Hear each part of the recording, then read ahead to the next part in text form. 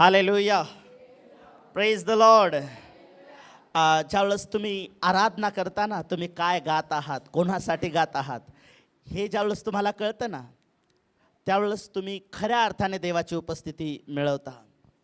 आपण गीत गातोय, मैं हात उठाता हूँ, तुम्ही असे आहात. जसं पवित्र आत्म्याला नाही सांगत तू हात उंच कर, तुम्ही सांगत आहात पवित्र आत्म्याला आम्ही तुझ्यासाठी हात उंच करतोय, आमच्या माना झुकवतोय. आणि मी तुम्हाला सांगतो, जेवढ्या नम्रतेनं, जेवढ्या आत्म्यातून तुम्ही आराधना करता, तेवढं तुम्ही देवासोबत कनेक्ट होता. हालेलुया. नाही तर बऱ्याच वेळेला साक्ष असतात आपल्याला की प्रभूमध्ये मन लागत नाही, आत्म्यामध्ये मन लागत नाही, प्रार्थनेत मन लागत नाही. हे सगळे कशामुळे होतात माहीत आहे? कारण तुम्ही स्वतःला देवामध्ये इन्व्हॉल्व करत नाही आहेत. Hallelujah, hallelujah, hallelujah. जेवढे लोक जिवंत देवाचे जिवंत लोक आहेत ते दोन्ही हात उंच करून म्हणा हालेलुया. ओके, बरेच लोक जिवंत पण नाही आहेत. हालेलुया. म्हणजे दोन्ही हात, मी जिवंत लोकांना हात उंच करायला लावले. हालेलुया. किती लोक जिवंत होते? एकच व्यक्ती, एक दोनच व्यक्ती जिवंत नाहीत, ते पण महाग आहेत बरं का. जिवंत राहा, तुमचा देव जिवंत आहे. ओके. यावेळेस जसं आपण रविवारी ज्यावेळेस आपण मागच्या आठवड्यात 3 दिवस उपवास आणि प्रार्थनेमध्ये होतो, आणि किती लोक तुमच्यापैकी रविवारच्या प्रार्थनेला होतात? रविवारच्या प्रार्थनेला मी तुम्हाला सांगू, जे लोक नव्हते ना रविवारच्या प्रार्थनेसाठी, त्यांनी जे मिस केलंय ना, ते असं नाही म्हणत त्यांना कधी मिळणार नाही, पण जे रविवारी त्यांच्यासाठी होतं ते कधीच मिळू शकणार नाही. हालेलुया. तुम्ही मे बी काही लोकांनी रविवारी सुट्टी टाकली असेल, तो पैसा ते रिटर्न मिळवू शकतील. त्या दिवशी जे नुकसान झालं देव त्यांचं ते भरून देईल. पण जे तुम्ही देवाच्या उपस्थितीमध्ये राहून जे मिळवणार होतात, ते तुम्ही करोड रुपये जरी दिलेत तरी ते मिळवू शकणार नाहीत. हालेलुया. Praise the Lord.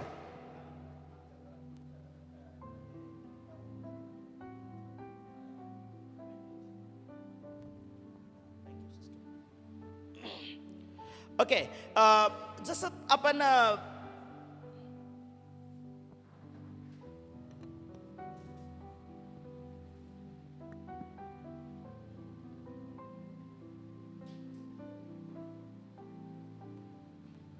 बस झालं तेवढं, बसा. ओके. मागच्या रविवारी जे मी तुम्हाला शिकवलं की पवित्र आत्म्याचा अभिषेक ज्या व्यक्तीवर येतो, त्या व्यक्तीची ओळख वेगळ्या प्रकारे असते.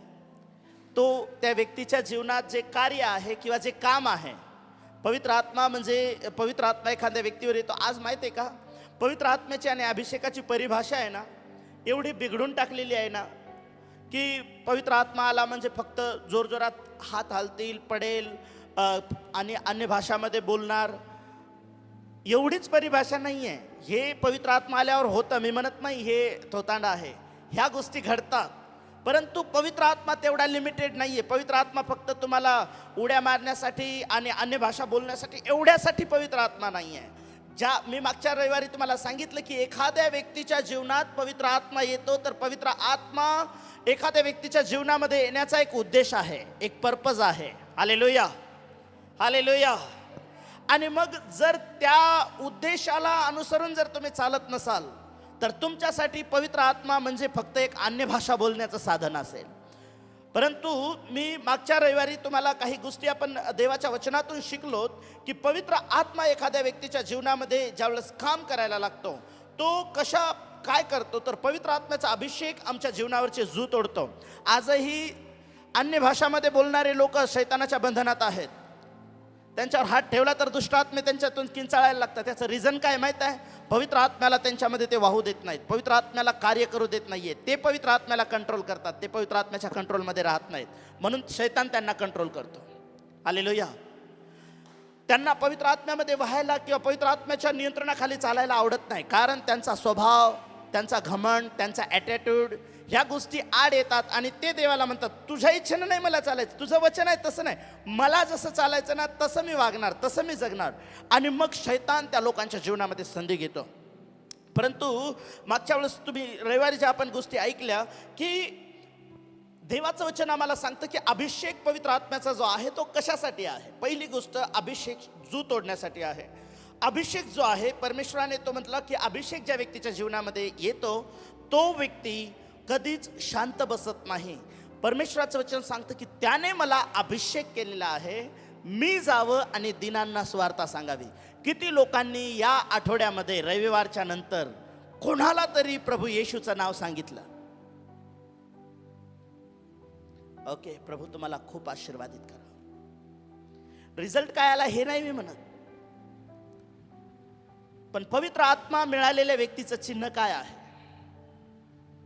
पवित्र आत्मा मिळालेला व्यक्ती, आज त्याच गोष्टीला मी कंटिन्यू करेन. पहिली गोष्ट, तो येशू बद्दल बोलायला लागतो. बरेच लोक माहित आहे ज्यांनी देवाच्या आत्म्याला कंट्रोल केला आणि शैतानाला आपल्या जीवनात संधी दिली, देवाच्या आत्म्याच्या अधीन ते झाले नाहीत, त्या लोकांच्या जीवनामध्ये माहित आहे ते येशूबद्दल कमी बोलतात, स्वतःबद्दल जास्त बोलतात. मी एवढी प्रार्थना करतो, मी एवढा उपास करतो, मी हे करतो, मी ते करतो. मी तुम्हाला सांगतो, जर अभिषेक एखाद्या व्यक्तीच्या जीवनामध्ये काम करतो ना, अभिषेकाच्या देवाच्या उपस्थितीमध्ये लोक नम्र होतात. मी मागच्या वेळेस सांगितलं की मोशे 40 दिवस 40 रात्र देवाच्या उपस्थितीमध्ये राहिला आणि बायबलमध्ये लिहिलं की तो भूतलावर सगळ्या लोकांपेक्षा नम्र व्यक्ती बनला. हालेलुया. देवाची उपस्थिती तुम्हाला नम्र बनवते, ना की घमंडी बनवत नाही. अहंकाराने कधीच तुम्हाला भरवत नाही. देवाची उपस्थिती काय करते? देवाची उपस्थिती शांत बसू देत नाही. देवाची उपस्थिती तुम्हाला, तो म्हणतो की त्याने मला अभिषेक केला गरिबांना स्वार्थ सांगण्यासाठी, सुटकेची घोषणा करण्यासाठी आणि देवाच्या प्रसादाचं वर्ष याची घोषणा करण्यासाठी. दुसरी गोष्ट, ज्यावेळेस देवाचा अभिषेक येतो तर कशा प्रकारे बंधनं तुटतात त्या गोष्टी आपण शिकलो. आणि देवाचं वचन आम्हाला सांगतं की प्रेषितांचं कृत्य 10:38 मध्ये की ज्यावेळेस येशूला अभिषेक मिळाला, एखाद्या व्यक्तीच्या जीवनामध्ये पवित्र आत्म्याचा अभिषेक येतो तर त्या व्यक्तीच्या जीवनातून कोणत्या गोष्टी दिसतात? आम्हाला असं वाटतं की एखादा व्यक्ती भूत काढताना तुम्हाला दिसत असेल, एखाद्या व्यक्तीच्या जीवनात मोठाले चमत्कार होताना दिसत असतील, देवाला धन्यवाद द्या. परंतु तुम्हाला माहीत आहे का, बायबलमध्ये लिहिलं की येशू ख्रिस्त ज्यावेळेस शेवटच्या दिवशी उभा राहील ना, त्यावेळेस येशू ख्रिस्त अनेक लोकांना म्हणेल की मी तुम्हाला ओळखत नाही. त्यावेळेस लोक म्हणतील, प्रभू तुझ्या नावानं आम्ही मोठाले संदेश दिले, आम्ही भूत काढलेत. त्यावेळेस येशू म्हणाल, तुमची माझी कधीच ओळख नव्हती. ज्या लोकांची ओळख येशू सोबत झाली ते लोक फक्त चिन्ह चमत्कारावर आपलं जीवन डिपेंड ठेवत नाहीत. भूत काढण्यामध्ये आपला वेळ फक्त तेवढ्यावर ते डिपेंड राहत नाहीत. आम्हाला अभिषेक त्यासाठीच दिलाय, आम्हाला भूत काढायचे. येशूनं कामच दिलं आम्हाला, ज्या घरात जाशील त्या घरातून काय कर, भूते काढ, आजाऱ्यांना बरं कर, मेलेल्यांना उठव. ही आम्हाला देवानं दिलेली कामगिरी आहे. पण असं फक्त नुसतं हे काम करत बसलेल्या लोकांना म्हणतो, मला तुमची ओळख नाही. माझ्या पित्याच्या इच्छेप्रमाणे जगणारे लोक जे आहेत ते देवाच्या राज्यात प्रवेश करणारे आहेत. हालेलुया. आणि पवित्र आत्मा तुमची मदत करतो देवाच्या इच्छेमध्ये तुम्हाला जीवन जगण्यासाठी. आमेन. हालेलुया. देवाचा आत्मा तुम्हाला तुमच्या इच्छांवर नियंत्रण करण्यासाठी तुम्हाला मदत करतो. देवाचा आत्मा काय काय करतो तर देवाच्या आत्म्याची आपण काही गोष्टी शिकलं की येशू ख्रिस्ताला प्रेषित 10:38 मध्ये अभिषेक झाला, त्यावेळेस तो सत्कर्म्य करत, शैतानाच्या बंधनातल्या लोकांना सोडवत आणि देवाच्या राज्याची घोषणा करत तो गावेगावी फिरला. हालेलुया. आणि देवाचं वचन सांगतं की ह्या सगळ्या गोष्टी ज्या घडल्यात आणि विश्वास धरण्याबरोबर चिन्ह असं जातील.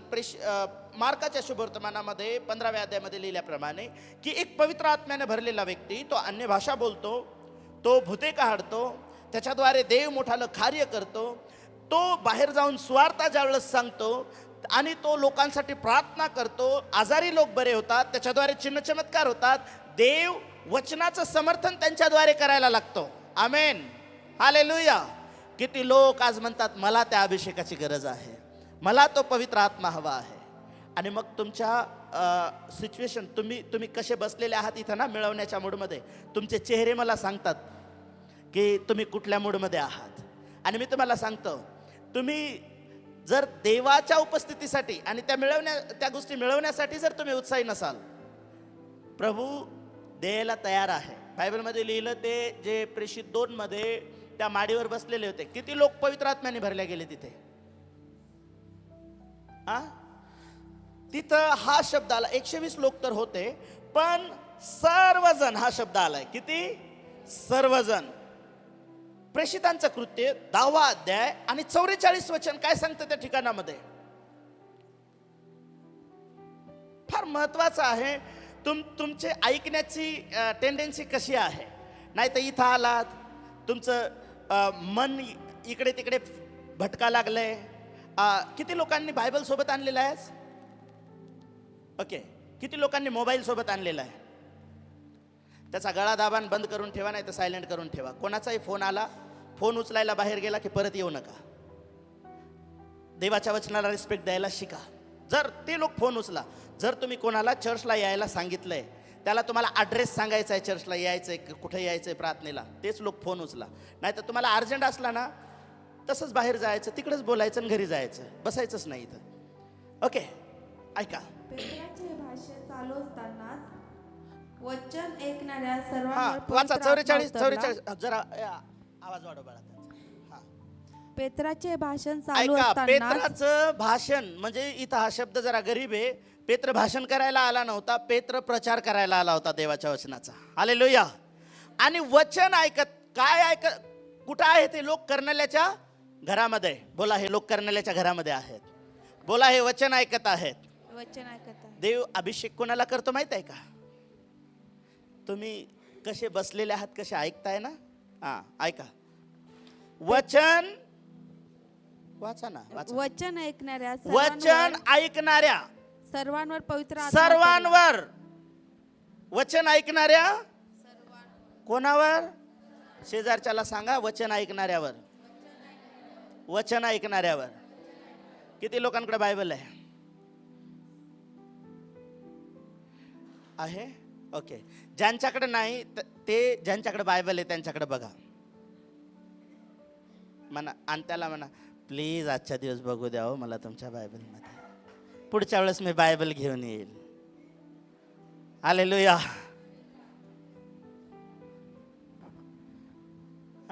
ओके, काय लिहिलं या वचनामध्ये? किती लोकांची इच्छा आहे देवानं मला त्याच्या आत्म्याने भरायला पाहिजे? आहे इच्छा? देवाची पण इच्छा आहे त्याच्या आत्म्यानं तुम्ही भरायला पाहिजे. आमेन. पण इथं वचनात काय लिहिलं? वाचा.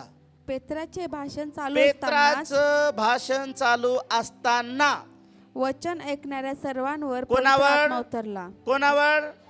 कोणावर? कोणावर?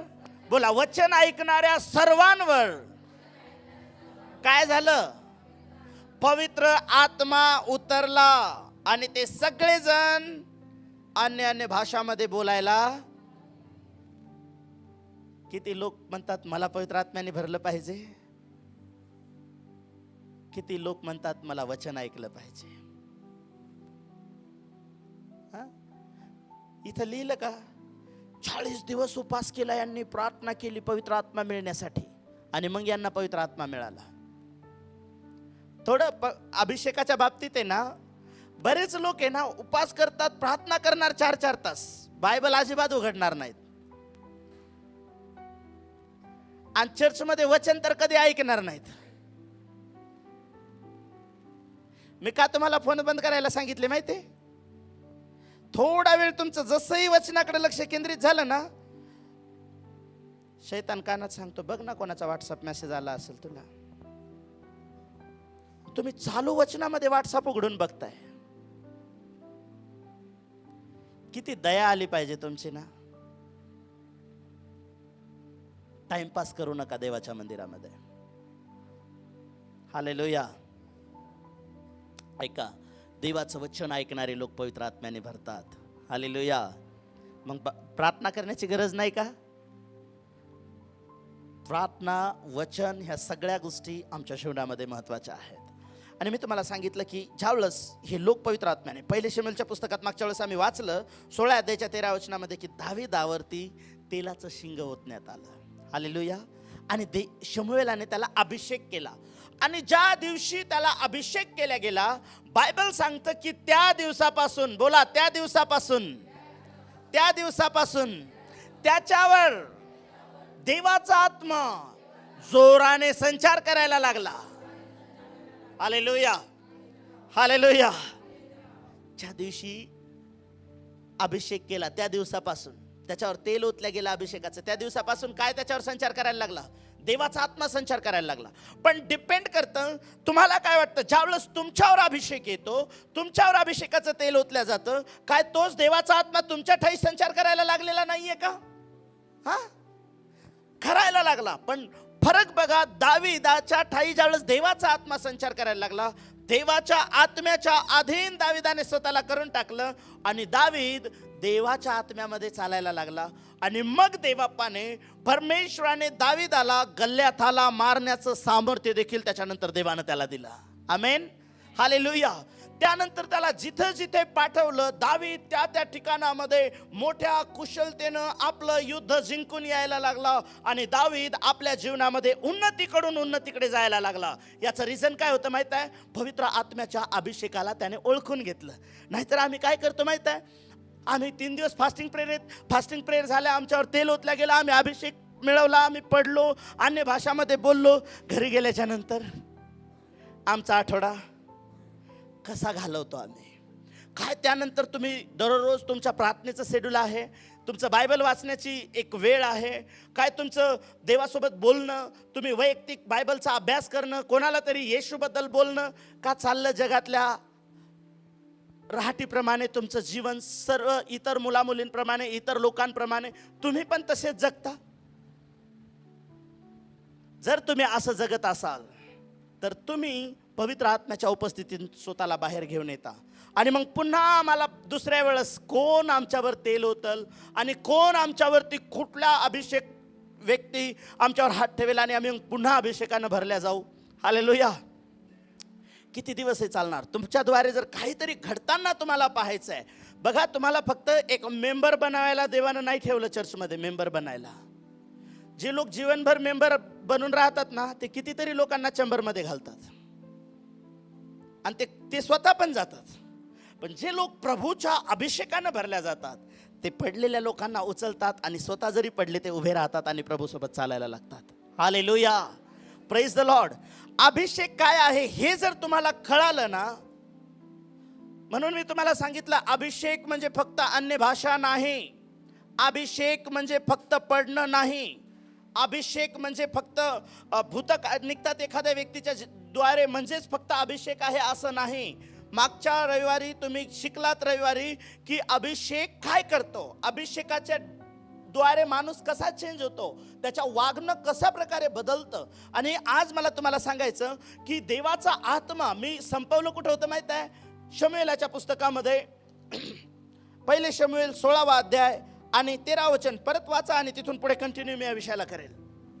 मग 15-20 मिनिटं तुमच्या सोबत मी बोलेल. हा, मग शमूएलाने तेलाचे शिंग हाती घेऊन त्याच्या भावांमध्ये ऐका फार महत्वाचं आहे. शमूएलाने काय केलं माहित आहे? काय केलं? बोला, तेलाचं शिंग घेतलं. बोला, तेलाचं शिंग घेतलं आणि दाविदावर ओतला असं नाही लिहिलं तिथे. हॅलो, दाविदावर ओतला असं नाही लिहिलं. कसं लिहिलं? त्याच्या भावांमध्ये. बोला, त्याच्या भावांमध्ये काय केलं? अभिषेक केला. त्याच्यावर अभिषेक केला. त्याच्यावर. हा दावीद नव्हता तिथे. दाविदाचे सगळे भाऊ बोलावले गेले. ज्या भावावर तेल ओतायला जायचा, पवित्र आत्मा काय म्हणायचा माहिती आहे? याच्या उंच काठीवर, रूपावर, याच्या बांधेसूदपणावर जाऊ नको, कारण तू माणूस आहेस. तू जरी संदेष्ट आहेस, जरी मी तुझ्याशी बोलतो, पण तू एक माणूस आहेस. आणि माणसाचं पाहणं देवाच्या पाहण्यासारखं नाही. माणूस बाह्य स्वरूप पाहतो, पण परमेश्वर अंतःकरण पाहतो. आमेन. एका पाठोपाठ एक सगळे भाऊ ज्यावेळेस रिजेक्ट झाले, प्रार्थनेचा शेवटचा आमेन बोलायची वेळ आली, तरी देवाचा आत्मा म्हणतो याला नाही करायचा अभिषेक, याला नाही करायचा अभिषेक. सगळे दाविदाचे भाऊ आहेत. देवानं सांगितलं होतं इशायाच्या पुत्राला अभिषेक करायचा. इशायाचे पुत्र जेवढे इशायानं आणले तेवढ्यांना अभिषेक करायचा पाहिलं, पण एकालाही नंबर येईना. त्यावेळेस इशायाला शमूएल म्हणाला, ए भाऊ, तुला आणखीन एखादा पोरगा आहे का रे? आहे, तो काय कामाचा नाही. त्याला मेंढर राखायला पाठवलं. बोलव त्याला, कदाचित तो तुझ्या कामाचा नाही आहे, तो देवाच्या कामाचा आहे. त्याला ज्यावेळेस बोलवलं ना, देवाच्या आत्म्यानं लगेच शमूएला सोबत बोलायला सुरुवात केली. हाच तो आहे. हाच तो आहे. आणि मग त्याच्या सगळ्या भावांदेखत, कोणते भाऊ माहित आहे? जे दिसायला फार गोरे गोमटे होते, जे दिसायला फार, त्यांचा चेहरा आहे ना, आज आज आज कोण आहे? हा हा, आर्मीमध्ये पण होते, दिसायला पण खूप सुंदर होते. तुमच्या सुंदरपणा, बायबल सुंदरपणाच्या बाबतीत काय लिहितं माहित आहे? लावण्य भुलवणारा आहे आणि सौंदर्य ह्या गोष्टी ज्या आहेत माणसाला भुलवतात. आणि बायबलमध्ये लिहिलं, एखादी स्त्री सुंदर असून जर तिच्या जीवनात तारतम्य नसेल तर ती डुकराच्या नाकातल्या नथेप्रमाणे आहे. डुकराच्या नाकात नथ किती चांगली दिसते. बायबल सौंदर्य. आणि दाविदाचे भाऊ सुंदर होते, सौंदर्यवान होते, उंच होते, धिप्पाड होते, बांधेसूद होते. पण काय प्रॉब्लेम होता माहित आहे? ते देवाच्या नजरेमध्ये नीट नव्हते. म्हणून त्या सगळ्या गोऱ्या गोमट्या, उंच, पुऱ्या, बाधेसूद, सगळ्या बाबतीत ज्याला शावलाने निवडलं, पण देवानं नव्हतं ना निवडलं. पण त्या सगळ्यांसमोर ज्याला निवडलं नव्हतं, देवानं त्याला अभिषेक करायला लावला. तुम्ही ते लोक आहात. मे बी तुमच्यापेक्षा चांगले लोक तुमच्या एरियामध्ये आहेत, तुमच्यापेक्षा उंच पुरे आहेत, सुशिक्षित आहेत, पण निवड तुमची परमेश्वराने केलेली आहे. आणि त्यानंतर दावीद देवाच्या लढाया लढायला लागला. हालेलुया. बोला, मला अभिषेक मिळाल्यानंतर मी देखील दाविदाप्रमाणे देवाच्या लढाया लढणारा व्यक्ती बनलं पाहिजे. आमेन. हालेलुया. देवाचा आत्मा एखाद्या व्यक्तीच्या जीवनात काम करतो, तो कुठल्या स्तरापर्यंत काम करायला लागतो. एक वचन काढा, स्तोत्रसंहिता 139 अध्याय 1 वचनापासून 12 वचनापर्यंत आपण सगळेजण वाचणार आहोत. ज्यांच्याकडं असं बायबल आहे ते पण काढा, ज्यांच्याकडं मोबाईलमध्ये बायबल असेल आजच्या दिवस मोबाईलमधलं बायबल काढा, पण पुढच्या वेळेस खरं बायबल घेऊन या. कारण या देवाच्या वचनाच्या या पुस्तकावरती पवित्र शास्त्र लिहिलेलं आहे. तुमच्या मोबाईलवर पवित्र मोबाईल लिहिलेलं नाही. तो कुठं कुठं फिरून येतो तुम्हाला चांगलं माहित आहे. ओके, स्तोत्रसंहिता 139 अध्याय पहिल्या वचनापासून मिळालं सर्वांना? हा, ओके, ऐका. हे परमेश्वरा, तू मला पारखले आहेस. दावीद देवाच्या पवित्र आत्म्याबद्दल या जागेमध्ये बोलतो. ज्याच्यावर देवाचा आत्मा संचार करायला लागला ना, त्या व्यक्तीचं हे स्तोत्र आहे. आणि तो म्हणायला लागला, हे परमेश्वरा, तू मला पारखले आहेस, तू मला ओळखतोस, माझे बसणे उठणे तू जाणतोस, तू दुरून माझे मनोगत समजतोस. एक व्यक्ती ज्यावेळेस पवित्र आत्म्याच्या नियंत्रणाखाली येतो, त्याचं स्टेटमेंट कसं आहे, तो कसा वागायला लागतो, तो कसा चालायला लागतो, तो देवाला कशा प्रकारे, किती जवळीकता त्याची देवासोबत आहे. बर का पाटील आंटे? हा, एक व्यक्ती ज्यावेळेस देवाच्या पवित्र आत्म्याने भरल्या जातो, तो काय म्हणतो की परमेश्वरा, तू मला ओळखतोस,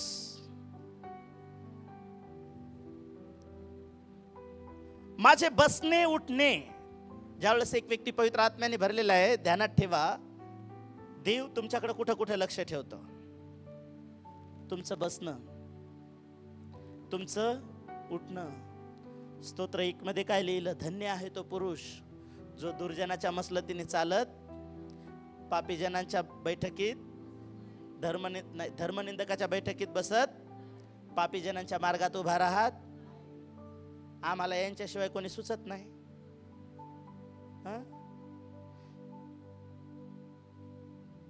तू माझे बसणे उठणे जाणतोस, तू दुरून माझे मनोगत जाणतोस, तू माझे चालणे व माझे निजणे बारकाईने पाहतोस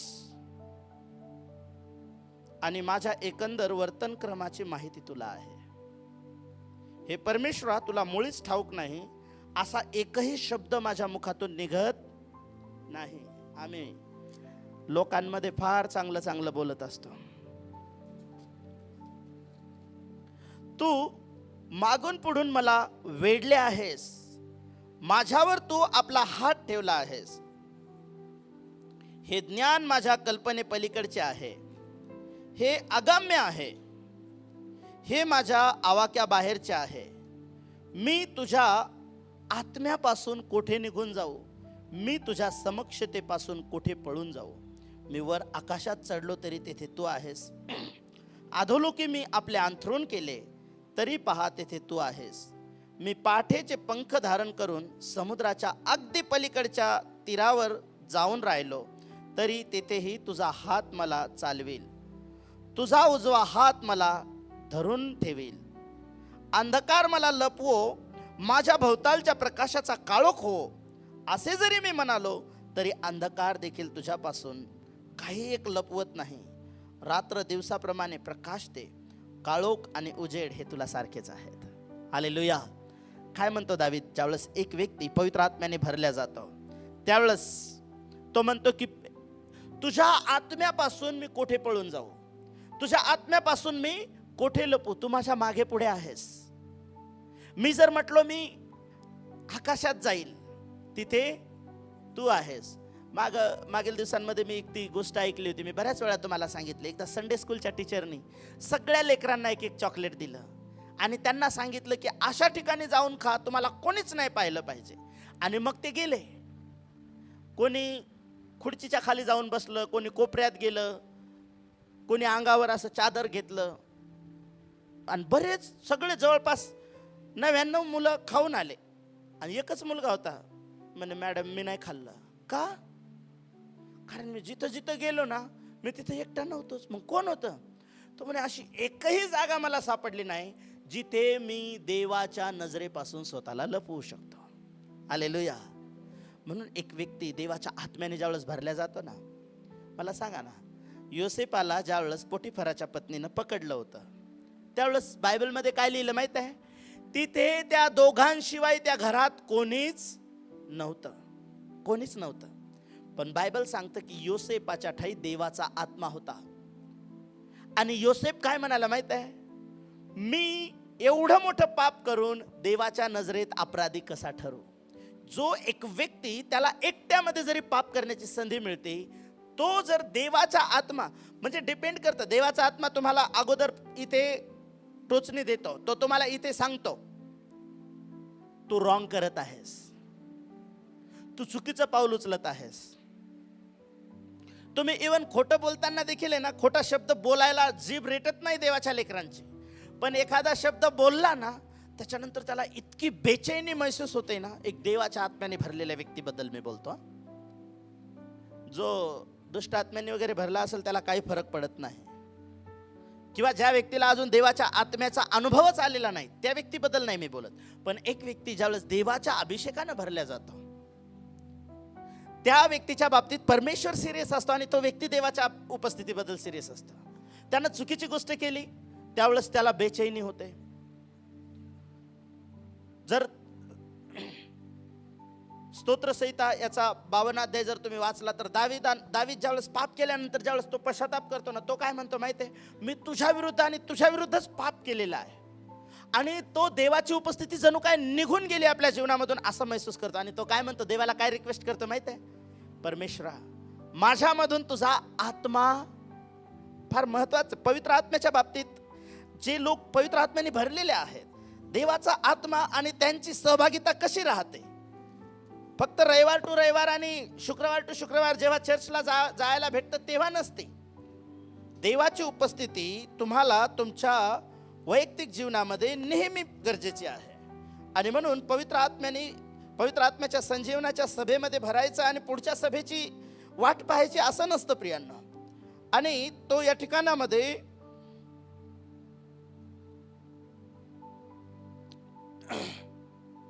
तो म्हणतो की 4थ्या वचनामध्ये, मी तुझ्या विरुद्धच मी पाप केला आहे, तुझ्या दृष्टीनं वाईट ते मी केलं आहे. म्हणून तू बोलशील तेव्हा न्यायी ठरशील, निवाडा करशील तेव्हा निष्पृह ठरशील. पहा, मी जन्मता पापी आहे, माझ्या आईने गर्भधारण केलं तेव्हाचाच मी पातकी आहे. पहा, अंतर्यामीची सत्यता तुला आवडते. तू माझ्या अंतर्यामाला ज्ञानाची ओळख करून दे. नंतर तो म्हणतो की तू मला धू म्हणजे मी बर्फावून शुभ्र होईन. आनंदाचे आणि हर्षाचे शब्द माझ्या कानी पडू दे म्हणजे माझी मोडलेली हाडे उल्हासतील. तो म्हणतो, हे देवा, 10 वचन, माझ्या ठाई शुद्ध हृदय उत्पन्न कर, माझ्या ठाई स्थिर असा आत्मा पुन्हा घाल.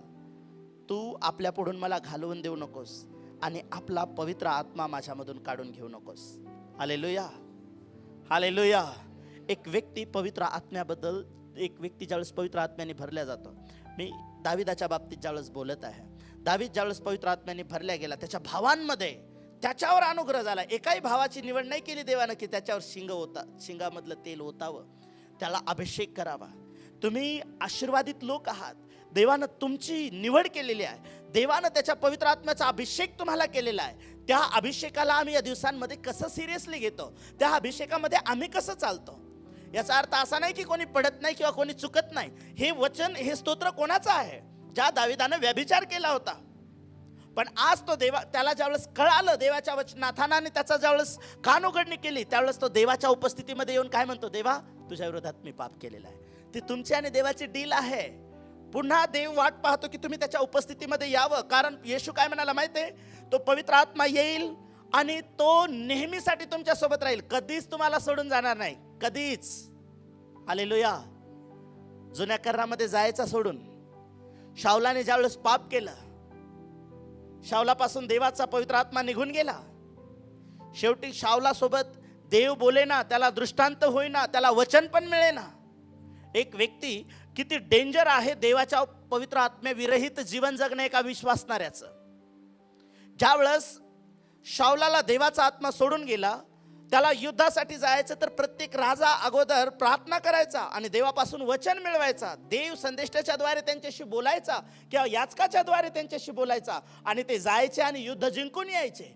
पण शाऊलाला युद्ध करायला जायचंय, पण कोण देव बोलेना. शेवटी त्याला काय करावं लागलं माहित आहे?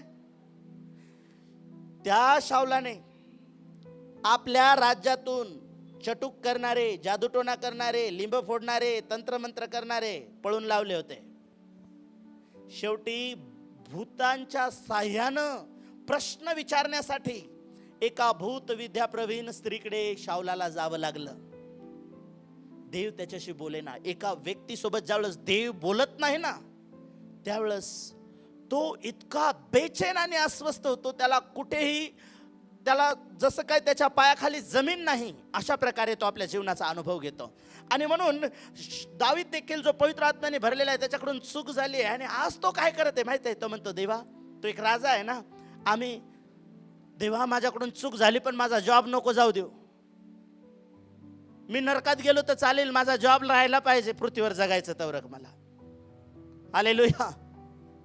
पण दाविदानं असं म्हणायला पाहिजे होतं, देवा माझं राज्य नको बरं का जाऊ देऊ, मी एवढं पाप केलं ना मोठं, पण राज्य राहू दे टिकून. परमेश्वरा मी आता हळूहळू सुधरीन. तो देवाकडे गेला आणि काय म्हणाला माहिती आहे? देवाला म्हटलं नाही माझं राज्य टिकून ठेव. देवाला काय म्हणाला माहिती आहे? माझ्यामधून तुझा पवित्र आत्मा काढून घेऊ नकोस आणि तुझ्या तारणाचा आनंद माझ्यामध्ये पुन्हा घाल. Hallelujah, hallelujah. जर तुमच्यासोबत देवाचा आत्मा आहे, तुम्ही कितीही डाऊन असाल, देवाचा आत्मा तुम्हाला उंच करतो. योसेफाच्या बाबतीत काय लिहिलं माहित आहे? तो पवित्र आत्म्याने भरलेला होता, देवाच्या उत्तम आत्म्याने. जे जे काम तो हातात घ्यायचा त्याला सक्सेस मिळायचं. आम्हाला आज पवित्र आत्म्याची परिभाषा लोकांसाठी वेगळी आहे. का तर त्यांना शिक्षणाच्या अभावामुळं, आणि शिक्षण मंडळी शिक्षणावरच अवलंबून राहील ना, तर जे शिकवल्या जाईल त्या शिकवण्याच्या उपदेशरूपी वाऱ्याने हेलकावल्या जाईल. परंतु मंडळी, ज्यावेळेस तुम्ही हे देवाचं वचन वैयक्तिक रीतीने ज्यावेळेस तुम्ही वाचायला लागाल, त्यावेळेस तुम्हाला पवित्र आत्मा काय काम करतो ना तुमच्यासाठी, हे तुमच्या लक्षात तुम्हाला देवाच्या वचनातून येईल. हे मी जे तुम्हाला शिकवत आहे, सांगत आहे, हे कशामधून शिकवत आहे मी तुम्हाला?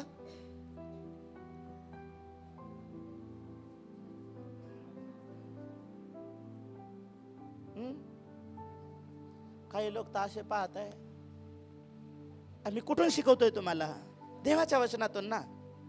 हेच वचन जर आम्ही सगळ्यांनी जर वैयक्तिक रीतीने वाचलं, विचार करा, मग आम्ही किती झपाट्याने आशीर्वादित होणार.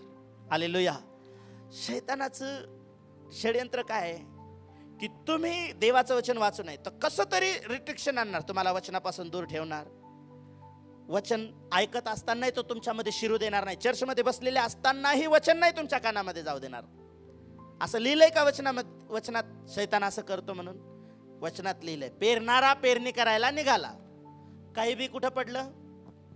वाटेवर पडलं. काही खडकाळ जमिनीत पडलं, काही काटेरी झुडपांमध्ये पडलं. म्हणजे चर्चमध्ये बसलेले लोक काही काटेरी झुडपं आहेत, काही खडकाळ जमीन आहेत, काही रस्ता आहेत. रस्ता कसा असतो? त्याच्यावर कोणीही जातं. तो काय प्रायव्हेट प्रॉपर्टी आहे का? रस्ता पब्लिक प्रॉपर्टी आहे. त्याला कोणीही तुडवतं. आणि तो कडक असतो, सक्त असतो. आत वचन त्याला बाउन्स होतं, त्याचं मन लागत नाही वचनामध्ये. शैतान त्याचं मन भटकवतो. तर ऐकत असताना अचानक इकडे बघ, तिकडे बघ, ह्या गोष्टीचा विचार कर, त्या गोष्टीचा विचार कर. नाही तर मग आहेच आपला भ्रमणध्वनी. भ्रमण, त्याचं नावच भ्रमण आहे. भ्रमण करायला लावतो तो. म्हणून देवाच्या लोकांना रस्त्यावर पडलेलं बियाचं काय होतं? रस्त्यावर पडलेल्या बियाचं काय होतं? आकाशातले पाखरं येतात आणि खाऊन टाकतात. आकाशातलं पाखरू कोण आहे? शैतानाचं प्रतीक आहे. जे खडकावर पडलं ते कोण आहेत? असं वचन शिकवत, आजचं वचन इतकं भारी होतं ना पास्टर, आता बस तंबाखू बंद. कधीपर्यंत? सकाळी जोपर्यंत त्याला बिछाण्यातून तो उठत नाही आणि त्याची दिनचर्या सुरू करत नाही. रात्री म्हणलो होतो वचन तर लय जबरदस्त होतं, पण प्रभू हे नाही केलं तर मग मला तिकडे नाही जाता येणार.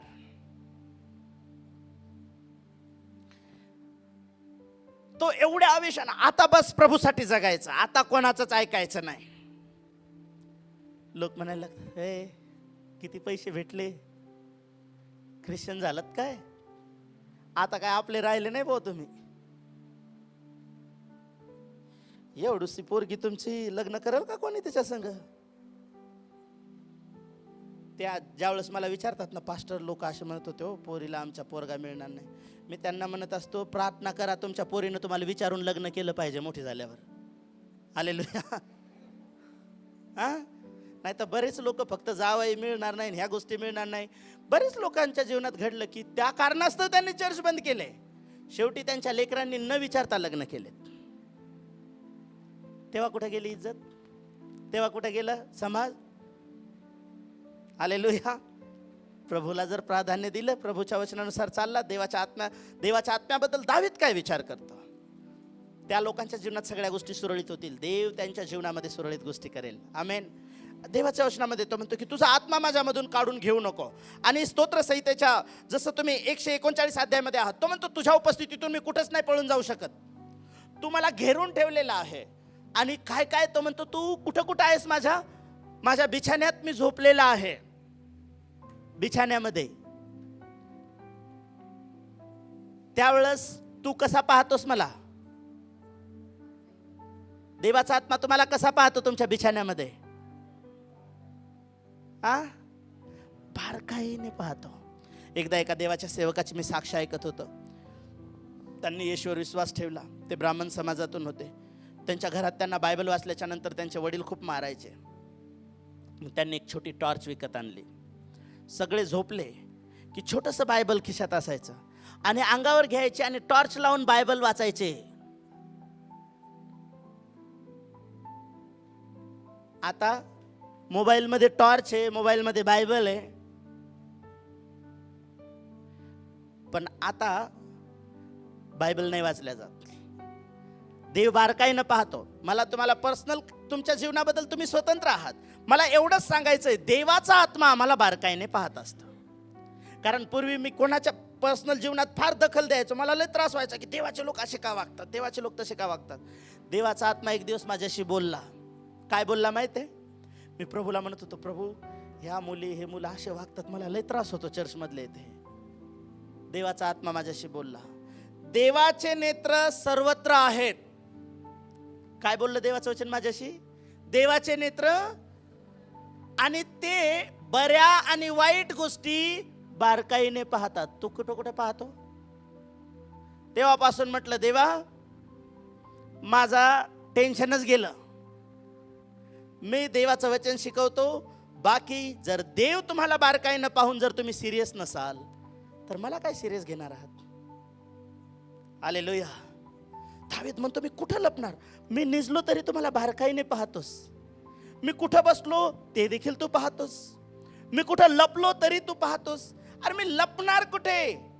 अंधार देखील तुझ्यापासून काही लपवू शकत नाही. अंधार फक्त तुमच्या आणि माझ्यासाठी आहे. देवासाठी अंधार देखील प्रकाशाप्रमाणेच आहे. अंधारात कसं पाहू शकतो तो माहित आहे? या प्रकाशापेक्षा प्रखरतेनं त्याचे डोळे कसे आहेत? त्याच्या डोळ्यातून अग्निज्वाला निघतीये. प्रगटी 1 मध्ये. Praise the Lord.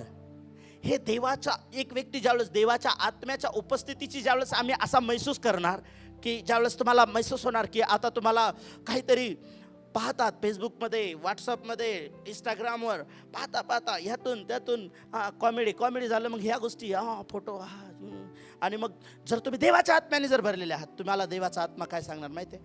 मला परमेश्वर पाहत आहे. योसेफाप्रमाणे तुम्ही पोटिफराच्या बायकोला सांगणार, देवाच्या विरोधात मी पाप करणार नाही. आणि मग देव तुम्हाला उंच पदावर नेणार. हालेलुया. तुम्ही एकटेपणात जिथे एकटे आहात तिथे ज्यावेळेस तुम्ही हे महसूस करताना देव मला पाहत आहे, देवाचा आत्मा मला पारखत आहे, निरखत आहे. दाविदाच्या ठाई देवाचा आत्मा संचार करू लागला. आणि ज्या व्यक्तीच्या जीवनामध्ये देवाचा आत्मा संचार करायला लागतो, त्याचं काय काय बदलतं? बोला. बसणं, उठणं, चालणं, बोलणं. हालेलुया. आणि इतपत की तुम्ही हे स्तोत्र 139 अध्याय आणि 1 ते 12 वचन वाचलं ना, मग तिथं निजण्यापर्यंत तुमच्या एकटेपणातल्या प्रत्येक गोष्टीबद्दल दावीद म्हणतो, तू माझ्यावर नियंत्रण करत आहेस. मला हे सांगायचं की एक व्यक्ती ज्यावेळेस देवाच्या आत्म्याने संचारित झालेला असतो, देवाच्या आत्म्याच्या कंट्रोलमध्ये तो चालायला लागतो. तो प्रत्येक गोष्टीवर देवाचा आत्मा मला नियंत्रित करत आहे ह्या त्याच्यामध्ये एक भास नाही, तर हा त्याचा अनुभव असतो. आमेन. हालेलुया. म्हणून देवाच्या लोकांनो, स्तोत्रसंहिता 33 अध्याय आणि 6 वचन. परमेश्वर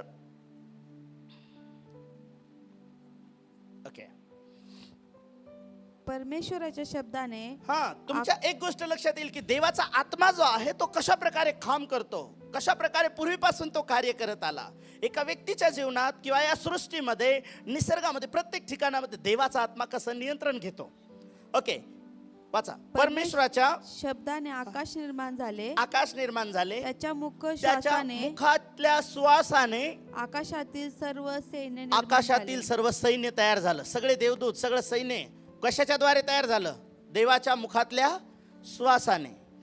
आता शब्द आणि श्वास हा जो आहे ना, हे इंग्लिश आणि मराठी बायबलमध्ये आम्हाला श्वासाच्या द्वारे आणि शब्दाच्या द्वारे, पण हे जर हिब्रू ट्रान्सलेटमध्ये जर तुम्ही पाहिलं ना, तर त्यामध्ये या शब्दाला शब्द जो आलेला आहे तो हा आहे की देवाच्या आत्म्याने सगळी सृष्टी निर्माण केल्या गेली आणि देवाच्या शब्दाद्वारे, हालेलुया, देवाच्या आत्म्याद्वारे, हिब्रूमध्ये देवाचा आत्मा हा शब्द आलेला आहे आणि देवाच्या आत्म्याने सगळ्या गोष्टी अस्तित्वात आल्या. हालेलुया. ज्यावेळेस काहीच नव्हतं त्यावेळेस देखील देवाचा आत्मा होता. आणि ज्यावेळेस देव बोलला, देवाच्या शब्दाने, देव शब्द बोलला, पण देवाच्या आत्म्याने काम केलं. जर तुम्ही उत्पत्तीचं पुस्तक याचा 1 अध्याय 2 आणि 3 वचन जर वाचलं तर त्या ठिकाणामध्ये परिस्थिती कशी आहे ते बघा. परंतु देवाचा आत्मा तुम्हाला त्या ठिकाणामध्ये काम करताना आढळतो, कार्य करताना दिसतो. आणि ज्या व्यक्तीमध्ये देवाचा आत्मा येतो तो व्यक्ती परमेश्वराचं काम करताना तुम्हाला आढळेल नेहमी. त्या ठिकाणामध्ये लिहिलं की 2 वचनापासून, आणि पृथ्वी आकारविरहित व शून्य होती, जलनिधीच्या पृष्ठभागावर अंधार होता आणि देवाचा आत्मा जलावर तळपत राहिला होता. तेव्हा देव बोलला, प्रकाश हो, आणि प्रकाश झाला. हालेलुया. इथे काय पाहता तुम्ही? सगळीकडे पाणी, सगळा अंधकार, आणि पृथ्वी कशी आहे? शून्यवत. म्हणजे जिथं शून्य आहे आणि जिथे अंधकार आहे तिथे देवाचा आत्मा तळपत आहे. देवाचा आत्मा तिथे आहे. मग देव बोलतो आणि देवाचा आत्मा काम करायला लागतो. मग त्या अंधारात देखील प्रकाश बनतो आणि तिथून पुढे सृष्टीची निर्मिती व्हायला लागते. ज्या ठिकाणामध्ये तुमच्या जीवनात कितीही अंधार असो, तुमचं जीवन कितीही बेडोल झालेलं असो, परंतु एक गोष्ट तुम्हाला कोणत्या गोष्टीची गरज आहे? बोला, माझ्या शून्य अवस्थेत, अंधाराच्या अवस्थेत आणि बेडोल अवस्थेत मला पवित्र आत्म्याची गरज आहे. हालेलुया. बोला ना, मी तुम्हाला बोलायला सांगितलं. बोला, माझ्या शून्य अवस्थेमध्ये, माझ्या बेडोल अवस्थेमध्ये, माझ्या अंधकारामध्ये मला पवित्र आत्म्याची गरज आहे, मला देवाच्या आत्म्याची गरज आहे. आणि मग ज्यावेळेस देवाचा आत्मा तुमच्या सोबत आहे, त्यावेळेस देवाच्या वचनाला तुम्ही बोलायला लागता आणि देवाचा आत्मा त्या वचनानुसार तुमच्या अंधकाराचं रूपांतर प्रकाशात करायला लागतं. त्या बेडोल सृष्टीला परमेश्वराचा आत्मा आकार द्यायला लागतो. तुमच्या बेडोल जीवनाला, तुमच्या बेडोल जिंदगीला, हरवलेल्या सगळ्या भविष्याला परमेश्वर प्रकाशित करायला लागतो. आमेन, हालेलुया. हे देवाचा आत्म्याच्या द्वारे कार्य करतं.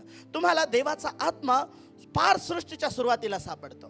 तो त्या ठिकाणामध्ये अंधकारात आणि शून्य अवस्थेमध्ये आहे.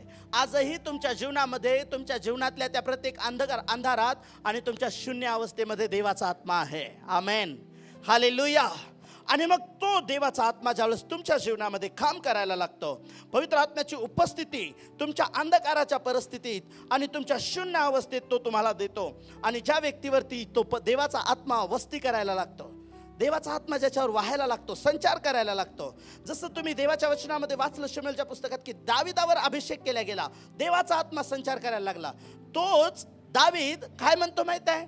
स्तोत्र 23 मध्ये, मी मृत्यू छायेच्या दरीतून जात असलो तरी अरिष्टांना भिणार नाही, तिथेही तू माझ्या बरोबर आहेस. हालेलुया. तुम्ही ज्यावेळेस मृत्यूच्या दरीतून जाता, अंधारातून जाता, ज्यावेळेस तुम्ही भयावह परिस्थितीतून जात असता, तो देवाचा आत्मा तुमच्या बरोबर आहे. आमेन, हालेलुया. आणि म्हणून देवाच्या लोकांनो, पवित्र आत्मा एखाद्या व्यक्तीच्या जीवनात ज्या प्रकारे काम करतो, एक विशेष व्यक्तिमत्व त्या व्यक्तीचं कसं बनतं. निर्गमचं पुस्तक याचा 31 अध्याय आणि 2 आणि 3 वचन जर तुम्ही वाचलं तर देवाच्या पवित्र आत्म्याची जी आम्हाला गरज आणि आवश्यकता आहे आणि ती कशा प्रकारे आमच्या जीवनाला, ज्या व्यक्तीच्या जीवनामध्ये एक देवाचा आत्मा काम करतो, पवित्र आत्मा कार्य करतो, त्या व्यक्तीचं जीवन म्हणजे फक्त अभिषेकाची तुलना तुम्ही कशामध्ये करता. तुम्हाला ह्या लोकांची कॅरेक्टर तुम्ही शिकल्याच्या नंतर तुम्हाला कळेल की आम्हाला पवित्र आत्म्याची गरज कशासाठी आहे. बऱ्याच लोकांना असं वाटतं की सेवा करायला आणि भूत काढायला पवित्र आत्म्याची गरज आहे. मी तुम्हाला सांगतो, अभ्यास करायला पण देवाच्या पवित्र आत्म्याची गरज आहे. कारण देवाकडे 7 प्रकारचे आत्मे आहेत. म्हणून अभ्यासाला देखील ज्यावेळेस बसताना त्यावेळेस देवाच्या आत्म्याला म्हटलं पाहिजे, ज्ञानाच्या पवित्र आत्म्या ये आणि माझ्या ठाई संचार कर. कारण याकोब 1:5 मध्ये काय लिहिलं, जो ज्ञानाने उन्हा आहे त्यानं देवाकडे मागावा. हालेलुया. आणि मला वाटतं यशायाच्या पुस्तकामध्ये यशायाचं पुस्तक याचा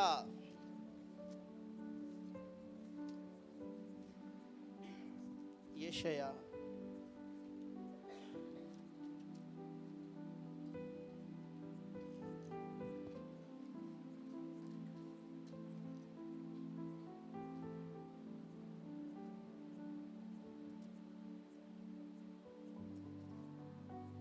देवाजवळ 7 आत्मे आहेत आणि त्याविषयी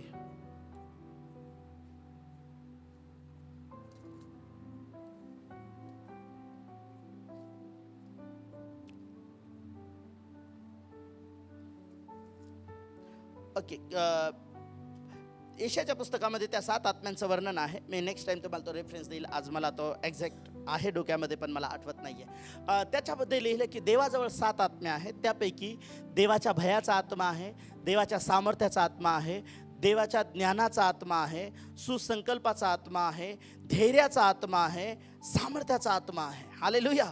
पैकी 7 आत्मे देवाजवळ आहेत. त्याच्यापैकी एक आत्मा जो आहे तो ज्ञानाचा आत्मा आहे. बरेच लोक प्रार्थना करतात, प्रभू मला सामर्थ्याने भरायचं आहे. किती लोक प्रार्थना करतात, देवाप्पा मला ज्ञानाने भरायचं आहे. शल्मोन राजाला सगळं काही मिळालं होतं, राजा झाला होता तो. पण ज्यावेळेस देवानं दर्शन दिलं आणि देवानं त्याला विचारलं, तुला काय पाहिजे, माग मी तुला ते देतो. जर भारतातला असता त्याने काय काय मागितलं असतं, भरपूर काय मागितलं असतं, यादीच दिली असती त्यानं किराण्याची देवाकडे. पण त्याने काय मागितलं माहिती आहे, देवा मी सुकुमार आहे, ज्या लोकांवर तुम्हाला राजा म्हणून नेमलं त्यांचा न्याय मला करता येत नाही, मला ज्ञान दे. आणि देव म्हणाला तू बाकीचं काय मागितलं नाही, म्हणून तुझ्यासारखा कोणी ज्ञानी असणार नाही आणि मी तुला एवढं धन देतो, तुझ्यासारखा कोणी धनी पण असणार नाही. हालेलुया. पण शल्मोनाने ज्ञानाची निवड केली. आणि तुमच्याकडे ज्ञान असेल, चांगली बुद्धी असेल ना, बरेच लोक तुम्हाला असे दिसतील ना, त्यांच्याकडे चांगलं शिक्षण नाही आहे, पण त्यांच्याकडे बुद्धी अशी आहे ना, ते अडाणी आहेत पण श्रीमंत आहेत. पैसा कसा कमवायचा त्यांना कळतो, सगळ्या आपल्या घराची व्यवस्था कशी ठेवायची हे त्यांना कळतं. परंतु ज्याच्या ठाई देवाचा आत्मा नाही ना, सगळं काही आहे त्यांच्याकडं, पण त्यांच्या घरातला, त्यांच्या कुठल्याही गोष्टींना, व्यवसायाला त्यांना व्यवस्थित चालवता येत नाही. म्हणून देवाचा आत्मा फक्त सामर्थ्य नाही आहे, देवाचा आत्मा ज्ञानाचा आत्मा देखील आहे, बुद्धीचा आत्मा देखील आहे. आमेन. आणि तुम्ही एका व्यक्तीच्या कॅरेक्टर बद्दल मी तुम्हाला शिकवतोय की ज्यावेळेस मोशे नावाचा व्यक्ती होता, त्यानं 40 दिवस 40 रात्र देवासोबत बोलला. देवानं काय सांगितलं त्याला, खाली जा आणि माझ्यासाठी काय बनव, निवास मंडप बनव. आणि मग निवास मंडपाच्या बाबतीत जर तुम्ही वाचलं ना, तुळ्या किती बनवायच्या, त्याच्यावर डिझाईन कशा कशाची काढायची, डाळिंबाची डिझाईन, अंजिराच्या झाडाची डिझाईन, आणखीन जैतुनाच्या फळांची डिझाईन, बऱ्याच साऱ्या डिझाईन आहेत. मोशे म्हटला, देवा हे कसं बनवत बसू. त्यावेळेस देव मोशेला काय म्हटलं माहिती आहे, हे एवढं मोठं काम तुला करायचंय, माझी सेवा करायची, माझा निवास मंडप तुला उभारायचा आहे. मी ज्यावेळेस या मेसेजला आज लिहित होतो, मी प्रार्थना केली, देवबापा मला बसालेल सारखे लोक दे या दिवसांमध्ये. बसणारे लोक नको मला, बसालेल. बसालेल हे नाव आहे. हालेलुया. आणि तो बसालेल नावाचा व्यक्ती, तो पडद्यावरचा व्यक्ती नाही, पण पडद्यामागे काम करणारा व्यक्ती आहे. बरेच पवित्र आत्म्याने भरलेले जे लोक आहेत ते पडद्यावरचे हिरो असतात, परंतु पवित्र आत्म्याने भरलेले लोक पडद्यामागचं देखील खूप मोठं काम करणारे असतात, ज्यांच्याद्वारे तो पडदा पण असतो आणि पडद्यामागच्या गोष्टी त्यांच्यामुळे असतात. जरा वाचाल का ते वचन? निर्गमचं पुस्तक 31 अध्याय, 1 आणि 2 वचन. निर्गम 31. मोशेकडे खूप मोठी जिम्मेदारी आणि सेवा परमेश्वराने दिली होती. मग आणि तुम्ही या वचनाला वाचल्यानंतर स्वतःबद्दल विचार केला पाहिजे की मला या मंडळीमध्ये देवानं जर पाठवलेलं आहे, तर मला देखील एका कामासाठी, एका कार्यासाठी देवानं मला या मंडळीमध्ये ठेवलंय. मला जो अभिषेक केला गेलेला आहे, मी देवाचं काम, परमेश्वराची सेवा करावी आणि कशा प्रकारे करावी, या गोष्टीसाठी देवाच्या आत्म्याने मला निवडलेलं आहे. देवानं मला निवडलंय, मला इथे ठेवलेलं आहे. मला फक्त चर्चमध्ये येऊन बसायचं, वचन ऐकायचं, प्रार्थना करून घ्यायची आणि मला आठवडाभर जॉब करायचा, एवढ्यासाठीच देवानं तुम्हाला निवडलं नाही. तिथं गेल्यावर देवाला काय सांगाल, मी प्रत्येक रविवारी चर्च अटेंड केलं, भरपूर पगार कमावला आणि खूप चांगलं मी घर बांधलं, आता इकडं आलो, माझं घर आहे का कुठं? प्रभू म्हणाल, तुझं मटेरियलच इकडं आलं नाही, सगळं कमवलेलं तू एकट्यानेच खाल्लंय. इथं मटेरियल बनवायला प्रभूनं सांगितलं स्वर्गात संपत्ती साठवा. ऐका, बसालेल बद्दल मला तुम्हाला बोलायचंय. निर्गम 31, 1 आणि 2 वचन. मग काळजीपूर्वक परमेश्वर वाचा. मोशेला म्हणाला, मग परमेश्वर मोशेला म्हणाला, पहा मी यहूदा वंशातील उरीचा मुलगा म्हणजे यहूदाचा, उरीचा मुलगा म्हणजे हुराचा नातू बसालेल याला त्याच्या नावाने बोलावले आहे. नावानं बोलवलेला आहे. मी त्याला देवाच्या आत्म्याने कशाने? देवाच्या आत्म्याबद्दल जरा शिका. देवाचा आत्मा फक्त काय काम करतो, कशा प्रकारे तुमच्या जीवनात कार्य करतो. मी बसालेला देवाच्या आत्म्याने भरून परिपूर्ण करून त्याला अक्कल बुद्धी. देवाचा आत्मा काय काय देतो? ऐका, काय काय देतो? इकडे बघा, बोला. देवाचा आत्मा अक्कल देतो. अक्कल कुठे असते? पण लोकांना कधी बोलताना म्हणतात, हे अक्कल आहे का तुला? अक्कल आहे असं म्हणतो ना, इथंच हात लावतो ना. ज्यांना अक्कल नसेल त्यांना अक्कल देणारा देखील देवाचा आत्मा आहे, असं वचनात लिहिलंय. मला बिलकुल म्हणायचं नाही तुमच्याकडे नाही म्हणून, असं मला सांगायचं नाही, पण देवाचं काम करायला अक्कल लागते. हालेलुया.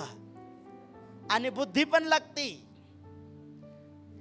मी त्याला अक्कल आणि बुद्धी ज्ञान आणि सर्व प्रकारचे कसब दिले. कुशल. कसब म्हणजे काय? मी त्याला बेस्ट आर्टिस्ट काय करतो? चित्रकार. आणि तुम्ही जर निवास मंडपाबद्दल जर तुम्ही वाचलं ना, ज्या तुळ्या आहेत, तिथं गंगाळ आहे, वेदी आहे आणि त्याच्यावर आहे ना भरपूर चित्र आहेत. आणि हे लाकडावरचेच नाहीत, फक्त लाकडावरच काम नाहीये, त्याला कलाकुसरीचं काम परमेश्वरानं शिकवलं. आणि म्हणून चर्चमध्ये फक्त हालेलुया प्रेज द लॉर्ड म्हणणारेच लोक नसतात, चर्चमध्ये अनेक कलाकुसरीचे कामं देखील असतात. देवाची सेवा फक्त प्रार्थना करणं, 2 गाणे गाणं आणि मी वचन सांगायचं, एकमेकांना प्रेज द लॉर्ड करायचं आणि घरी जायचं, एवढंच चर्च नाहीये, एवढीच सेवा नाहीये. मी इथे दिसतो, तुम्हाला इथं गाणे गाणारे दिसतात, तिथं तुम्हाला वाजवणारे दिसतात आणि या सगळ्या लोकांना माहित आहे स्क्रीनवर लोक पाहतात. पण त्या लोकांना लोक कधीच पाहत नसतात जे सगळे चर्चमध्ये यायच्या अगोदर ते इथं येऊन कामाला लागलेले असतात. तुम्हाला माहित आहे बऱ्याच वेळेला असं वाटतं की आम्ही चर्चमध्ये व्हॉलेंटिअरला हलक्यात घेतात लोक, चर्चमध्ये साफसफाईचे कामं करणाऱ्यांना हलक्यात घेतात लोक. पण मी तुम्हाला सांगू, ते बसालेल प्रमाणे लोक आहेत. मी म्हटलं देवा मला या दिवसांमध्ये बसालेल प्रमाणे लोक दे, ज्यांच्याकडे चांगली अक्कल आहे, ज्यांच्याकडे ज्ञान आहे, ज्यांच्याकडे बुद्धी आहे. आणि ती कोणाची? नीतिसूत्रे 3 अध्यायाच्या 5-6 वचनात लिहिलंय की तू आपल्या स्वतःच्या बुद्धीवर अवलंबून राहू नको. देवाच्या बुद्धीनं ज्यावेळेस लोक काम करायला लागतील त्या मंडळीमध्ये मोठं देवाचं संजीवन काम करताना दिसेल. आणि ते कोणाच्या द्वारे दिसेल माहित आहे? किती लोक म्हणतात की यस प्रभू, तो बसालेल मी असला पाहिजे. तुम्हाला माहिती आहे हे ज्यावेळेस तुम्ही कराल, हे फक्त चर्चमध्येच नाही, तुम्ही ज्या ऑफिसमध्ये काम करता, ज्या कंपनीमध्ये काम करता, तुम्ही सर्वसाधारण काम करत असाल, हाऊसकीपिंगचं काम असेल, पण मी तुम्हाला सांगू इतर लोक देखील ते काम करतील, पण तुमच्याद्वारे जे काम होईल ना त्याद्वारे तुमचा बॉस तुम्हाला अप्रिशिएट करेल. अनेक लोक आहेत पण तू वेगळा आहेस, तू वेगळी आहेस. काल एक बहीण साक्ष देत होती की मला जॉब मिळाला चांगल्या ठिकाणी म्हटल्या त्या, आणि त्यांनी सांगितलं की माझ्या अगोदरपासून तिथं काम करणारे लोक होते, पण मला त्यांचं सिनियर हेड बनवलं तिथं गेल्याच्या नंतर, कारण ते देवाचं लेकरू आहे. त्यांनी 2 दिवस 3 दिवस मला पाहिलं कसं काम करतो आणि मला त्या पदावरती त्यांनी ठेवलं नेऊन. तुमच्यामध्ये जर बसालेल प्रमाणे जर देवाच्या आत्म्याने तुम्ही भरले लोक, देवाचा आत्मा काय करतो? मोशेला मोठा दृष्टांत दिला सेवेचा. तू पडदे असे बनव, मधला पडदा, परमपवित्र स्थान, पवित्र स्थान, अंगण, गंगाळ, वेदी, धूपवेदी, धुपाटणे, खांब एवढे बनवायचे. खूप तुम्ही जर पाहिलं ना आज लोकांना नाही ते जमणार, पण बायबल सांगतं की ह्या गोष्टी ज्यावेळेस मोशेला सांगितल्या, मोशेनं डोक्याला हात लावल्यावर देव म्हटला मी बसालेला तुझ्याकडे पाठवणार आहे. हालेलुया. सेवेमधल्या अनेक गोष्टी फक्त पाळकाला आणि पाळकिनीला हँडल करता येत नाही. देव तुमच्यामधून काही बसालेल उभे करतो आणि तो तुम्हाला अक्कल देतो, तो तुम्हाला ज्ञान देतो, त्याची बुद्धी तुम्हाला देतो. आणि मग तुम्ही जगासाठी सर्वसाधारण लोक असलेले, तुमच्या परिवारासाठी तुम्ही एक वेळही याला काय कळतं असं तुम्हाला कदाचित म्हणत असतील, परंतु देव त्याच्या सेवेमध्ये तुम्हाला मोठ्या प्रमाणात उपयोगात आणेल. आणि या बसालेलने काय केलं? काय करणार हा बसालेल? तो कलाकुसरीचे कामं करणार. आणि ज्यावेळेस तुम्ही त्याच्या बाबतीत शास्त्रात वाचता, तो मोशेकडे आला आणि जो निवास मंडप म्हणून तुम्ही पाहता ना, तो सगळा निवास मंडपाचं सगळं कलाकुसरीचं काम कोण केलं माहित आहे? बसालेलने केलं. पण कशाच्या द्वारे केलं? तो अमेरिकेला गेला होता नाही का शिकायला, आणि तिकडून शिकून आला होता. आजकाल लोक आपल्या कोणत्या कॉलेजमध्ये शिकला आणि कोणत्या युनिव्हर्सिटीमधून डिग्री घेतली ना त्याचा घमंड लोकांना आहे. पण मी तुम्हाला सांगतो, ज्यावेळेस तुम्ही अडाणी असाल पण देवाच्या आत्म्याने ज्यावेळेस तुम्ही भरल्या जाल, तुम्ही त्यांना देखील खाली पाहायला लावाल आणि तुम्ही पाहाल की त्यांच्यापेक्षा चांगलं काम तुमच्याद्वारे परमेश्वर करून घेत आहे. आमेन. बोला. एक पवित्र आत्म्याने भरलेला व्यक्ती काय करतो? काय करतो? इथे बसालेल देवाच्या आत्म्याने परिपूर्ण होऊन देवानं पाठवलं. त्याला काय करायला पाठवलं? मला अन्य भाषा येते पण पास्टर मी कुठे काय करू? एका व्यक्तीनं चर्च सोडून दिलं, आपलं नाही दुसरीकडचं, आणि जाताना त्याच्या पास्टरला काय म्हणला माहिती आहे? मला देवाने एवढा अभिषेक दिला, मी कुठं वापरू? मला तर तुम्ही लोकांसाठी, मला नाही जाऊ देत तुम्ही प्रार्थना करायला लोकांना तुम्ही. मग पास्टर म्हणत मी घरी बसतो, तूच चालव चर्च. त्यानं हे नाही म्हटलं की पास्टर मी तुमच्या सोबत राहून मी सेवा करेल, जशी संधी मिळेल मी त्या प्रकारे सेवा करेल. पण बसालेल देवाच्या आत्म्याने भरून आला. जास्त कशाला? प्रेषितांच्या कृत्यामध्ये मला वाटतं कितव्या अध्यायामध्ये ते 7व्या अध्यायामध्ये आहे का? देवाच्या आत्म्याने भरलेले लोक आज मंडळीमध्ये कशाला लागतात? तिथे मंडप बांधायला लागत होते. आज देवाच्या आत्म्याबद्दल लोकांना फार काय, तुमची काय प्रार्थना विनंती आहे? मला पवित्र आत्म्याने भरायचं आहे. बर, पवित्र आत्म्याने भरल्यावर काय करणार आहे? नाही, मग मी भूत काढणार आहे. हालेलुया. मग मी चर्च चालू करणार. देवानं जर त्या लेवलला तुम्हाला नेलं, ती सेवा दिली, आनंदाने करा. आमेन. हालेलुया. मलाही आनंद वाटेल, माझं एखादं लेकरू प्रभूच्या सेवेमध्ये उभं राहिलंय. हालेलुया. आणि या ठिकाणामध्ये जरा बघा, प्रेषितांच्या कृत्यामध्ये 6व्या अध्यायामध्ये आणि 2ऱ्या वचनात असं लिहिलं, तेव्हा 12 प्रेषितांनी शिष्यांना बोलावून म्हटले, आम्ही देवाचे वचन सांगण्याचे सोडून पंक्ती सेवा करावी हे ठीक नाही. तर बंधूंनो, तुम्ही आपल्यामधून पवित्र आत्म्याने व ज्ञानाने पूर्ण असे 7 प्रतिष्ठित पुरुष शोधून काढा. त्यांना आम्ही या कामावर नेमू. कुठं लिहिलंय? पास्टर बसालेल जुन्या करारात होता मंडप बांधू लागायला. नवीन करारात डायरेक्ट डाळ भात वाढायला आहेत पवित्र आत्म्याने भरलेले लोक, जेवण वाढायला. मी नेहमी सांगतो, जेवण वाढायला देवाच्या आत्म्याने भरलेल्या लोकांनाच जेवण वाढायला का ठेवलं पाहिजे? हा? कारण पहिली गोष्ट, ते पवित्र आत्म्याने तृप्त झालेले असतात, पण बाकीचं टेन्शन नसतं. दुसरी गोष्ट, आपल्या घरातला आला का दुसऱ्यांच्या घरातला आला, सारखे पीस वाढणार तो सगळ्यांना.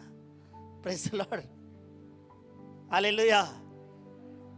टेन्शन नाही राहणार त्याचं. इथं लिहिलं की प्रेषित काय म्हणाले शिष्यांना बोलून, तुमच्यामध्ये पवित्र आत्म्याने भरलेले. फक्त पवित्र आत्म्याने भरलेले का?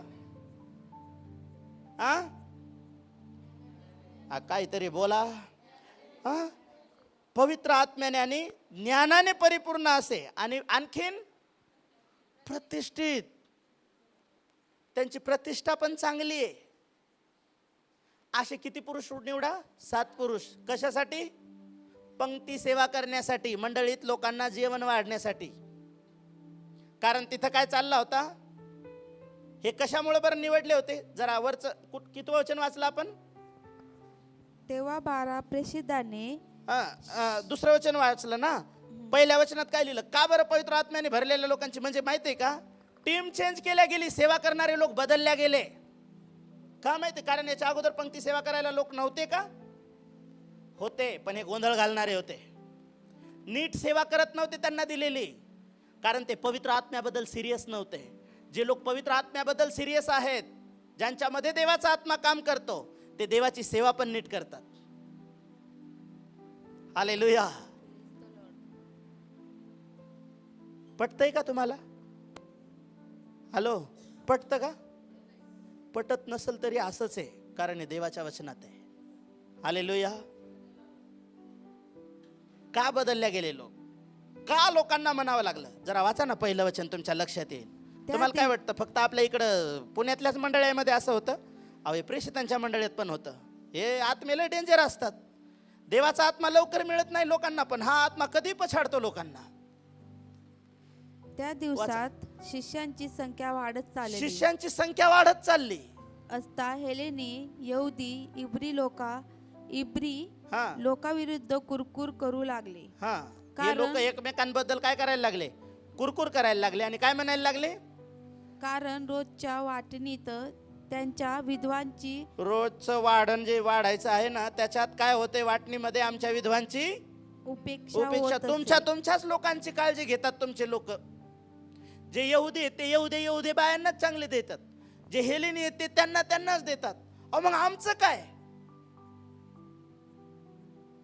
मग जो देवाच्या आत्म्याने भरलेला आहे तो पाहत नाही, हा आपला नातेवाईक आहे, हा आपल्या जातीचा आहे, हा आपल्या याच्यातून, तो एकच पाहतो, हे ख्रिस्ताचं लेकरू आहे, येशूच्या रक्ताने विकत घेतल्या गेलेला आहे, आणि आम्ही मंडळीमध्ये एका घरातले बंधू आणि भगिनी आहोत. हालेलुया. Praise the Lord. हे इथं गोंधळ चालू होता. कारण पहिली पंक्ती सेवा करणारे, ज्यांनाच ज्या सेवा दिल्या होत्या, ते लोक पवित्र आत्म्याने भरून किंवा देवाच्या आत्म्याला अनुसरून सेवा करू लागले नव्हते. मग तिथं गोंधळ तयार झाला. मग प्रेषितांनी काय केलं, शिष्यांना बोलवलं. अरे तुमची वाढ होते पण तुमच्या डोक्याची वाढ होईना. तुम्ही तुमच्या डोक्यानं काम करायला लागले, देवाच्या आत्म्याला काम करू देईना तुमच्यामध्ये.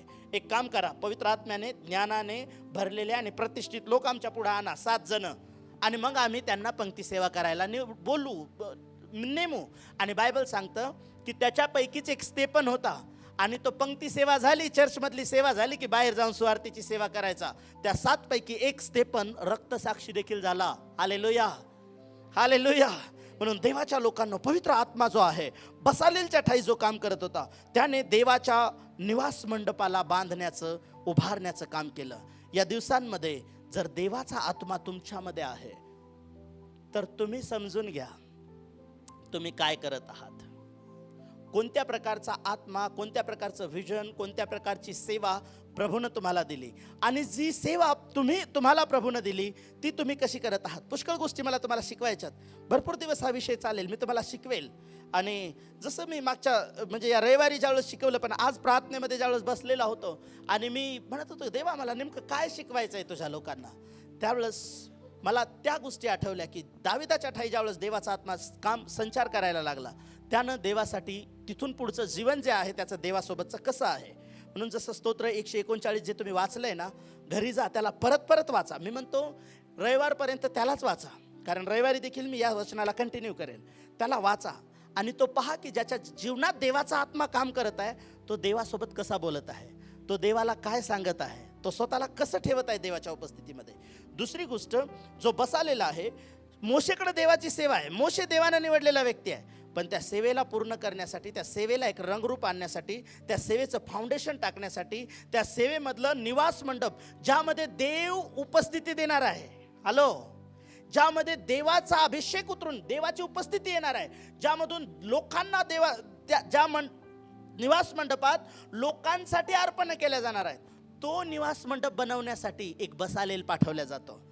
आणि कशाच्या, त्याला देव त्याच्या आत्म्याने भरतो, त्याच्या ज्ञानाने भरतो, आणि देव त्याला नक्षेकाम कशा प्रकारे करायचं. मग देव जर या दिवसांमध्ये तुम्हाला पवित्र आत्म्याने भरेल, त्यावेळेस तो तुमच्या डोक्यामध्ये टाकेल, तू मंडळीमध्ये काय केलं पाहिजे. तू स्वार्थ सांगायचं काम केलं पाहिजे, तू मंडळीमध्ये झाडू मारायचं काम केलं पाहिजे, तू मंडळीमध्ये व्हॉलेंटिअरचं काम केलं पाहिजे, तू चर्चमध्ये जाऊन इव्हन तू आराधना देखील कशी केली पाहिजे, तू वचन देखील कसं सिरियसली ऐकलं पाहिजे. कारण मी तुम्हाला सुरुवातीलाच सांगितलं, पवित्र आत्मा कोणावर उतरला, ज्यांनी वचनाला रिस्पेक्ट दिला. प्रेषित 10:44 मध्ये वचन ऐकणाऱ्यावर पवित्र आत्मा उतरला. हालेलुया. आणि ज्यावेळेस पवित्र आत्मा एखाद्या व्यक्तीच्या जीवनात येतो, तो व्यक्ती सेवेमध्ये यूज केला जातो, तो व्यक्ती सेवेमध्ये उपयोगात यायला लागतो. जसे प्रेषितांच्या मंडळीमध्ये 7 लोक, सर्वसाधारण किती लोकांना आज आवडतं एखाद्या व्यक्तीला जर देवाच्या मंडळीत मला वरण वाढायला ठेवलंय, मला भात वाढायला ठेवलंय, माझी हीच सेवा आहे.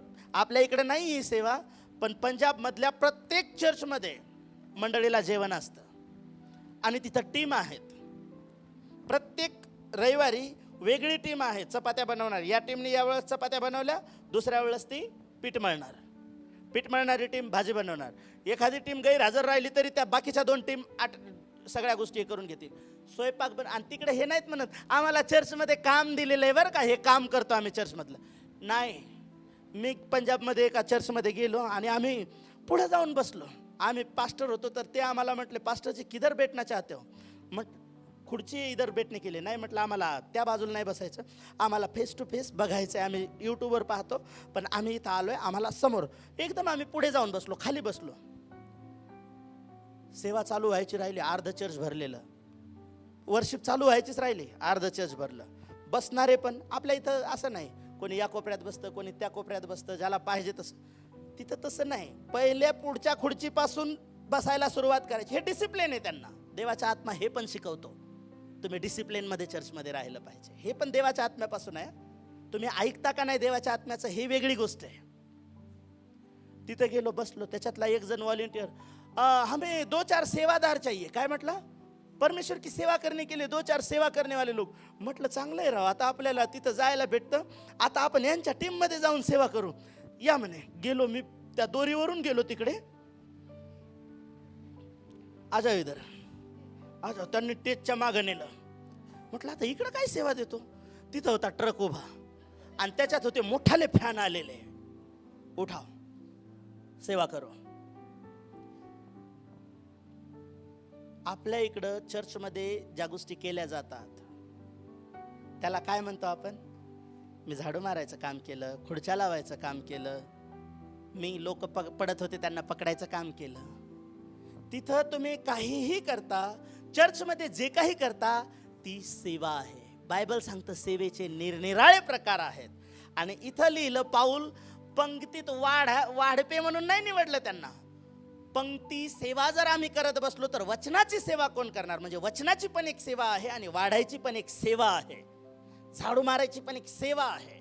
आणि पवित्र आत्म्याने भरलेले लोक सेवा करणारे लोक बनतात. हालेलुया. पवित्र आत्म्याने बोला, पवित्र आत्म्याने भरलेले लोक सेवा करणारे बनतात. शेजारच्याला सांगा आपण पवित्र आत्म्याने भरलेले आहोत. आपल्याला त्यानं सेवा करायला बोलवलेलं आहे. आणि ज्यावेळेस तुम्ही सेवा करायला लागाल ना, देव म्हणतो मी तुझ्यातून रोगराई काढून टाकेल. तुम्ही जोपर्यंत काम करत राहाल ना, देवानं कामगार नाही बोलवले, सेवादार बोलवलेले आहेत. हालेलुया. आणि म्हणून बसालेल देवाच्या आत्म्याने भरून आला. निवास मंडपात लोक सेवा करत होते, पण त्या निवास मंडपाची ती डिझाईन जे काही बनवला होता ना, तो आराखडा सगळा बसालेलनी बनवला होता. उभं राहूया, प्रार्थना करूया, देवाला म्हणूया, प्रभू माझ्या ठाई दाविदाप्रमाणे